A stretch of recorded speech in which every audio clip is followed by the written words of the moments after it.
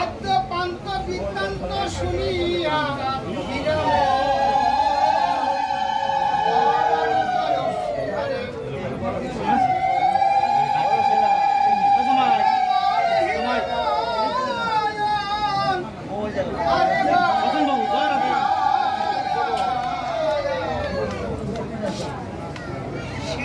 সবল দেহ অনুসারে দেখে বিরাম দশমন্ত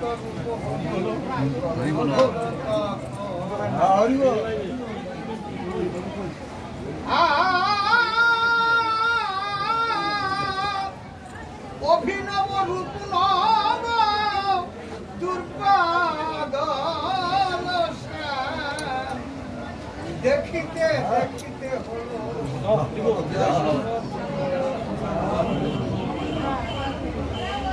আর যত লোক ঠাকুরের ঠাই ছিল সবে দেখে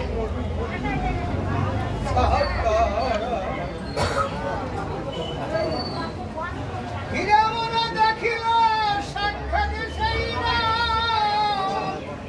শিরে জটা বা গলাটা সুন্দর সুষম একটা হীরামন দেখে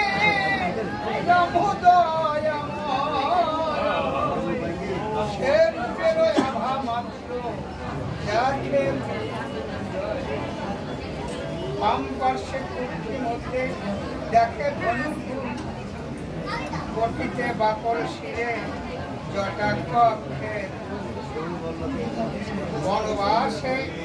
যেই দেশে জানের ঈশ্বরমুখে যেমনি অপরূপ হীরামন দেখে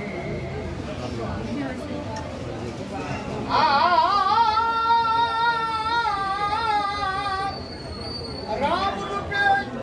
অনকাল দাঁড়াইয়াছিল হীরামন পানে চাহি অমনি হীরামন পানে এক দৃষ্টি ধরিয়া হীরামনের হীরামন স্কন্ধে ছিল বাজে এক খণ্ড ওরা বাজে ধান্য ছিল আকর্ষণী দণ্ড স্কন্দনহীন বাক্য বুঝে নহি ও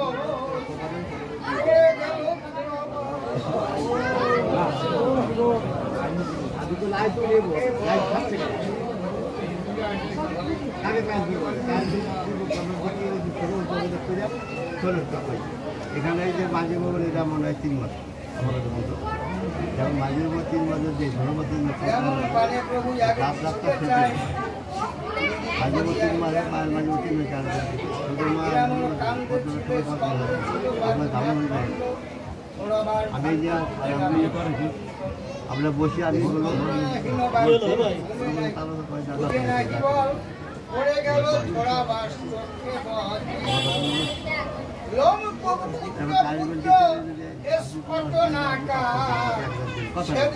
শরীরে আমি খেয়াল ঠিক করে মাঝে মধ্যে থাকছি তার জন্য দিয়ে দেবো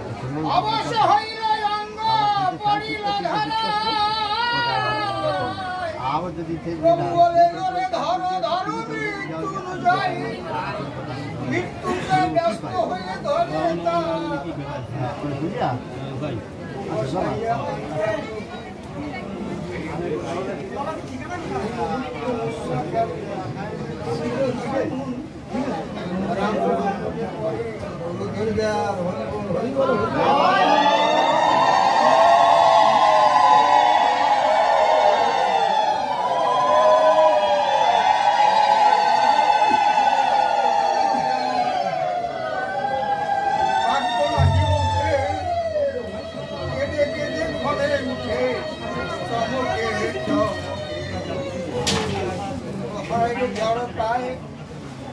রহিল বসিয়া থেকে থেকে মাঝে মাঝে বিশ্বাস প্রশ্বাস হয়ে গেল বন্ধ মুখে না নিঃশ্বাসে বাণী কণ্ঠ হল এমন সময় মহাপ্রভু ডেকে কয়, হিরে বলো হিরে ওরে ধর মৃত্যুঞ্জয়। মৃত্যুঞ্জয় গিয়ে হীরা মনে স্পর্শ করে,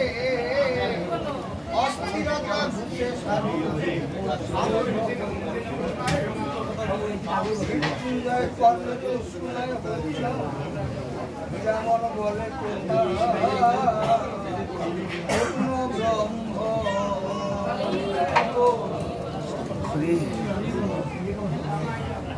যেমন বলে প্রভু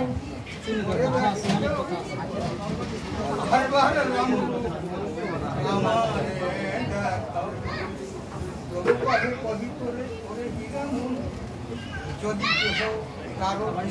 করে অসম্ভব দেখে জ্ঞানী প্রকাশ না করে, শুনিলে সন্দেহ হয় লোকের অন্তরে। শৈল মাঝে অগ্নি থাকে জানে সর্ব, হাতে জলে শেষে পাব। তেমনি পাথর মাঝে বসিয়াছে অগ্নি,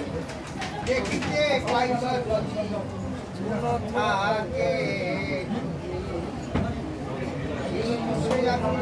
জ্বালাইয়ালায় শিলাকাষ্ট পুড়ে যায়, কিছু না আসে তাতে কিভাব হয়, মনোবাঞ্ছা পূর্ণ হবে। প্রভু একটা হীরামন গৃহেতে চলিল, তার কহিছে সাধু হরি হরি।